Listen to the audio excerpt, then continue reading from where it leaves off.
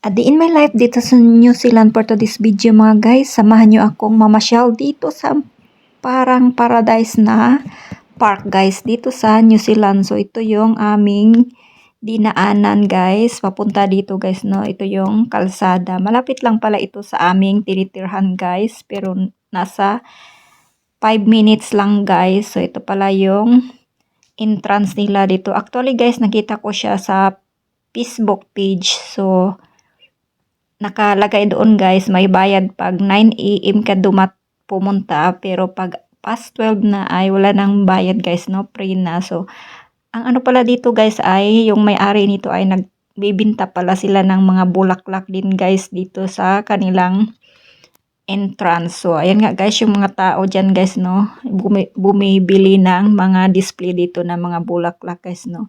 So, ito pala yung Heritage Park dito sa Kimbolton guys. So, private pala ito guys. Kaya, pag pupunta ka dito ay may bayad pala yung entrance fee nila. Pero pumunta kasi kami past 12 na guys. So, pag past 12 na kasi guys, wala nang bayad. So, libre lang yung entrance fee dito ngayon guys, no? Kasi dumating kami dito mga 12:30 na ng tanghali. So, pumunta pala kami dito guys no mga 12:30 pero bumalik ulit kami sa bahay kasi wala kaming mapagparkingan ng aming sasakyan guys no. So itong isang kasama ko guys, iba yung mundo niyan guys. So kung saan-saan lang yan pupunta. So ako naman guys ay ini-enjoy ko talaga yung view ngayon guys no kasi nga napakaganda talaga yung mga kahoy dito guys, yung mga bulaklak dito. Ang tawag pala dito guys no, yung mga tinanim nila dito ay mga didodendron. Basta ito yung una kong napansin dito pag pasok namin dito sa park guys no. Heritage Park pala yung pangalan nito. So, ito pala yung napansin ko guys na kahoy. Ito pala yung puti yung kanyang bulaklak guys no. So yung isa guys laging nagmamadali, sabi niya doon daw ako pumunta pero nag-i-enjoy pa ako sa kaka-video guys no.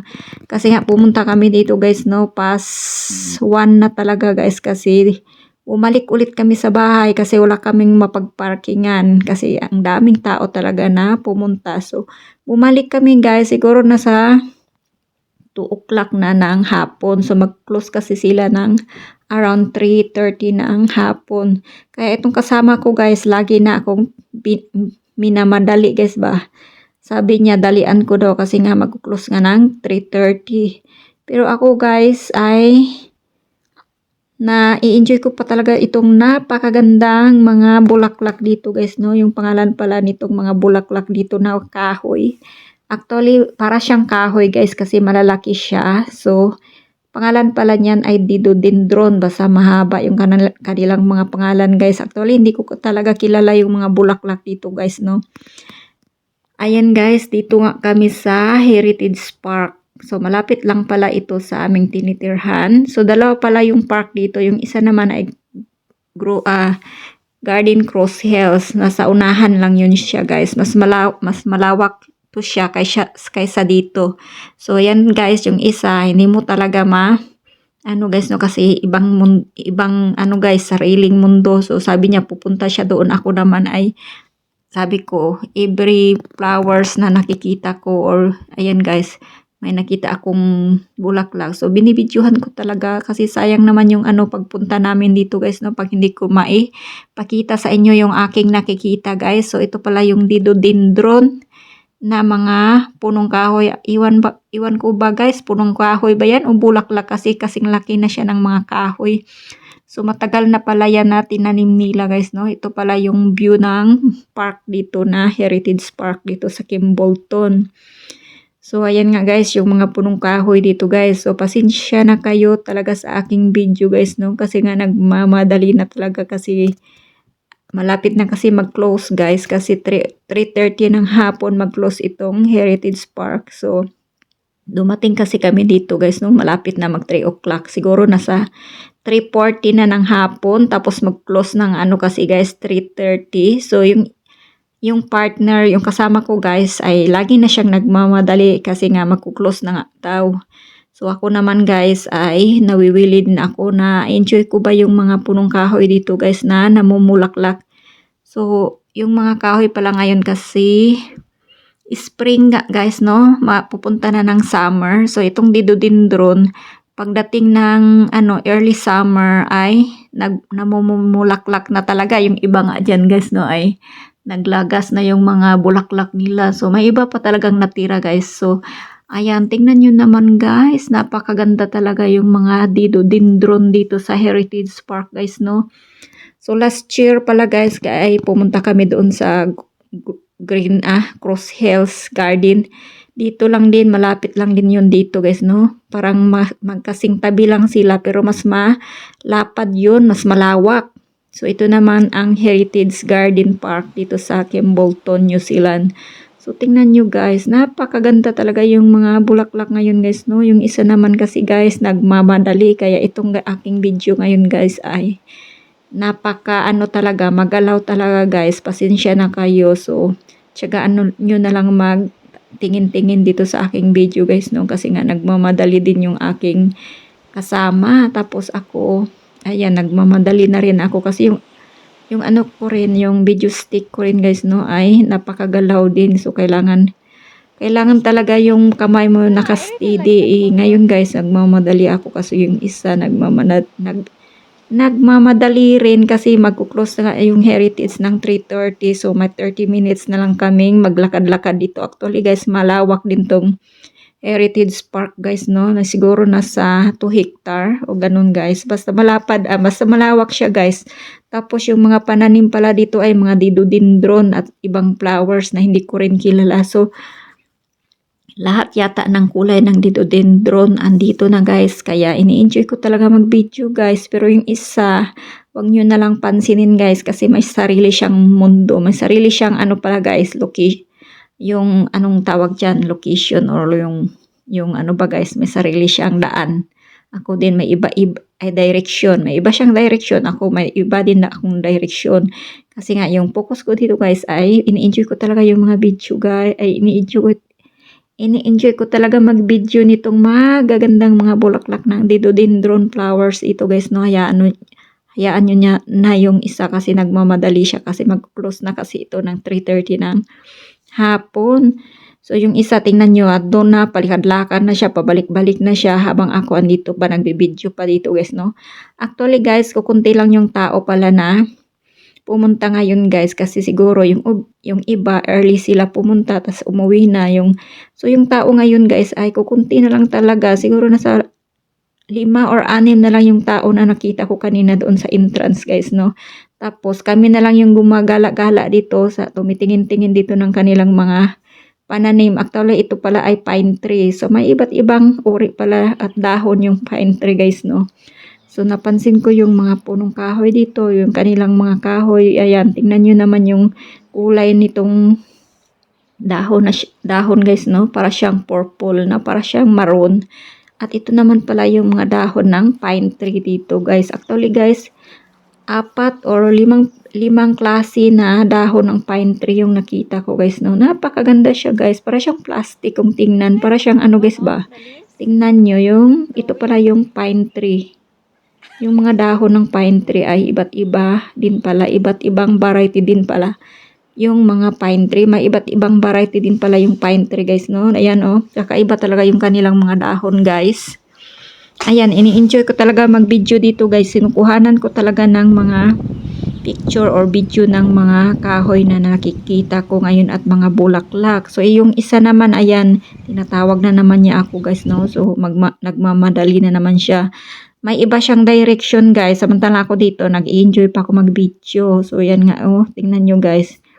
Nakaka-enjoy talaga tingin-tingin dito sa paligid nitong guys no, Heritage Park. Napakaganda talaga yung kanilang mga punong kahoy dito guys. Para talagang artificial pero mga real totoong dahon pala yan guys. Ayan. Ayan yung pine tree guys, yung kanyang dahon para siyang plastic. Makapal siya guys, para siyang basta guys. Kakaiba talaga yung mga punong kahoy dito compare sa Pinas guys no. First time ko kasi makakita ng mga ganitong bulaklak guys no. Napakaganda talaga yung mga kulay nila guys. Naaamis talaga ako dito sa punong kahoy, sa kanilang mga bulaklak. So, ganyan dito guys, no. Tapos yung klima pala ngayon guys ay papunta na kasing summer pero malamig pa rin guys. Parang aircon pa rin yung temperature. Parang nasa 20 Celsius pa yata guys or nasa 18 to 22 Celsius yung klima. Tapos medyo malamig pa guys, no. Mahangin tapos malamig. So, tingnan nyo yung isa guys. Andoon na guys. Iniwanan niya ako. So, habang ako dito nag-i-enjoy pa ako nagbibideo sa mga dahon or punong kahoy guys. Tingnan nyo naman guys. Napakalinis yung paligid at napakaganda yung kanyang mga color ng mga ano guys. Mga dahon ng kahoy. Tingkat talaga ng kulay, pati yung mga ano guys, no, yung mga bulaklak dito. Tingnan nyo yung bulaklak guys, no, yung didodendron, napaka-attractive talaga. So yung isa guys, tingnan nyo yung isa, doon na sa ano guys, sa payag-payag, anong tawag dyan guys, basta doon na sa purok guys, oh. Naiwan na naman ako, ang bilis maglakad, so may ibang ano yan guys, may ibang direction yan, ako din. Kasi yung ano ko dito guys, no, yung ini-enjoy ko dito yung view. Tingnan nyo yung view. Tingnan nyo guys. Napakaganda. Tapos napakahangin. Napakalinis talaga guys yung park dito. Ito pala ay Heritage Park. Ito pala ay private park dito guys. Kaya pag pupunta ka dito guys ay may bayad talaga yung entrance fee nila. Siguro nasa $15 per head ng tao. Pero pumunta kasi kami past 12 na wala nang bayad. So, ayan nga guys, tingnan nyo yung hinahawak-hawakan ko dito guys, no? Yan pala yung bulaklak na mga didodendron. Didodendron flowers. Para siyang ano guys, no? Para siyang maliit na kahoy siya, pero bulaklak siya. So, pag yung namumulaklak pala yung mga punong kahoy dito guys, no? Halos-halos makita mo lahat ay bulaklak talaga. So, parang wala talaga silang mga dahon pag namumulaklak yung didodendron na flowers guys. Tingnan nyo yung kulay ng mga bulaklak dito guys, no? Parang ano, lahat na makikita mo ay walang talagang dahon pag namumulaklak yung mga bulaklak at mga punong kahoy dito guys. So, ganito kaganda pagdating ng spring guys, no? Ayan. Tingnan nyo guys, napakaganda talaga. Amazing talaga yung God creation. So, andun na yung isa guys, oh, nakaupo na doon sa loob ng ano guys, payag or purok. Samantalang ako dito guys, nagbibideo ako ng mga tanawin para makita nyo rin yung mga nakikita ko guys, no. Ito pala ay Heritage Park dito sa Kimbolton, dito sa New Zealand. So, ganyan kaganda yung kanilang mga park dito guys. Pero ito pala guys ay private park ito. May nag-aalaga din pala dito, nag-maintain or basta guys, may mga maintain, may nag-aalaga nitong mga kahoy, gano'n, nagtitrim, nagdadamo. So, ito yung kanilang mga park dito guys. Actually guys, may park din dito sa New Zealand na mga public, pero ito yung mga park na private park. So, may entrance dito guys pag papasok ka. Tapos guys, nagbibinta din pala sila ng mga halaman dito yung may-ari. So, ganito kaganda yung kanilang mga kahoy dito guys, no? Pagdating talaga ng spring guys, no, yung mga kahoy ay sabay-sabay sila nagsumisibol yung kanilang mga dahon. Yung iba naman pagdating ng spring, yung mga dahon nila ay nagiging bulaklak muna saka sila magdadahon. So, ganito kaganda yung paligid ngayon guys, no? So, early summer pala ito. So, September. Buwan ito ng September or November guys. Basta mga November 18 yata ito guys, no? Hindi ko natanda kasi matagal na tong video na to. Ngayon ko lang talaga na pag time man na i-edit guys, no? Kasi video busy din ako. At minsan guys, wala akong gana mag-edit talaga ng video guys, no? So, panapanahon lang talaga yung mag-edit ba ako ng medyo mahaba-haba na video guys. Kasi minsan nakakatamad talaga mag-edit ng video guys. Ayan. So, na-edit ko na talaga itong video. Ngayon ko lang talaga may time ako na mag-edit guys. Minsan kasi tinatamad na ako maggawa ng video guys ba. So, tingnan nyo yung didodendron flowers guys. So, yung isa lagi kasi nagmamadali itong isang kasama ko guys, no? Kasi nga, naku-close na daw itong Heritage Park kasi 3:30 nga yung close. So, yung camera ko din guys ay nagsishake. Kasi medyo maluwag yung aking hinahawakan ba guys. Maluwag yung ano niya guys.